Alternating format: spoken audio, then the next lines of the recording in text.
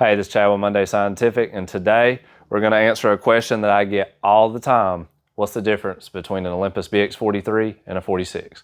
So first off, we're going to talk about the 46. Mike's going to come in. All right, this scope is a great scope. It has a lower stage. Everybody loves it. It's awesome. Whoever serviced this scope, it looks like I did. It's probably serviced very, very well. But this scope right here, excellent scope, lower stage, nice ergonomic head, but it's not near as modular and customizable as the Olympus BX43. So I love the 43 and I love the 46, but if you want to do DIC or you want to add fluorescence, the 43 is going to be your choice. So back to the 46. The main differences are the nose piece. It's a little bit harder to change the nose piece out on a 46 versus a 43.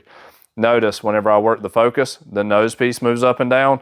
On this one, on the 43, when I work the focus, the stage moves up and down. So that's one of the main differences. Also, let's go ahead and raise this up because we're going to take the stage off.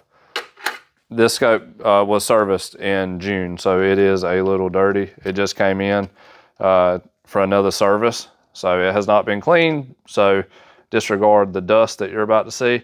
When you take the stage off, flip that top element out, move that over.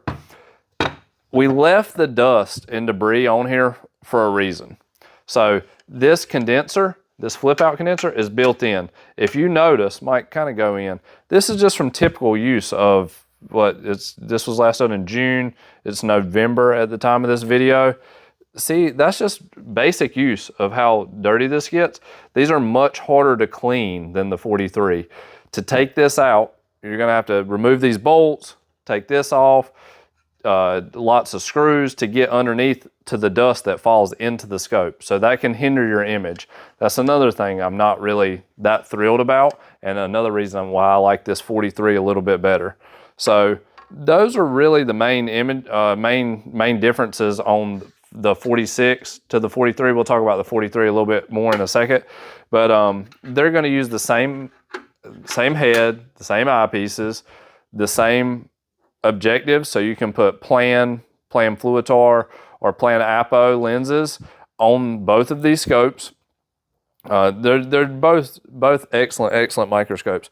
They both have, if you have a coated nose piece with this line cord that goes from the nose piece to the back, it'll be plugged in. This one, the customer doesn't use it, but this will be plugged in right back here. Both of those have that feature where you can do the light intensity manager. We have another video on that if you're interested in that. But they both have a rheostat here. To do the field diaphragm on a 46, set color illumination is right here on the 46. It's right here on the 43. That's one other difference. To center the condenser, your centering keys are built in right here if they're not lost. A lot of people will get these and they're not there. But you have two sets of keys to center your condenser. They're going to go right down in here. You center the condenser when you're setting color illumination. On a 43, they're built into the substage. So that's another difference.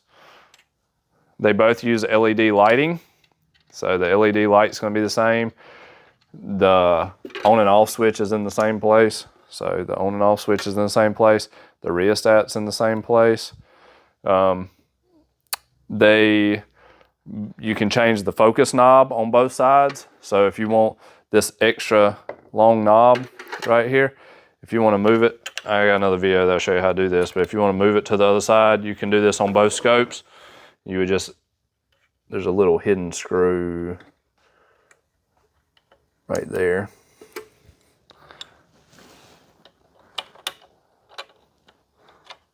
You can change the knobs on both sides. You can do that on both scopes.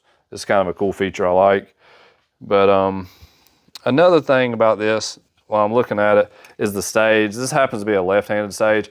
The stage coaxial control is going to be shorter on the 46 than the 43, so that's something else to look out for. Also, when you're adding a camera tube, so if you put an intermediate piece underneath this head and it's like a U-TRU, and you want to add a camera to this scope, you could get a vignetting when you look through the eyepiece. So it'll be like a dark ring around the outside of the field of view. So you might need to change the head to a UTTBI, which is the big white tilting telescoping head. Other than that, they're basically the same. We'll link this blog that I wrote a couple of weeks ago in the description. But ultimately, what it boils down to is I like this scope better because it's more customizable. So, you never know when you're going to want to add fluorescence to the project. And you need to get a fluorescence illuminator. You can add it to this scope. You can't add it to this scope. It's easier to take the nose pieces on and off on the 43 versus the 46. It's easier to clean. It's easier to service. This is great for a lot of applications. People love it. I'm not knocking the scope at all. It's a great scope. But if it were me purchasing one of these, I would go with the 43. And it's also usually a little bit less expensive. I'm a tightwad, so that's another reason I would like to go with this one. Same objective, same part, same pieces. If you got any questions, reach out to us, 919-775-5596. Both these scopes are for sale at microscopemarketplace.com, our e-commerce platform. And if this video brought you value, please like and subscribe. Thanks.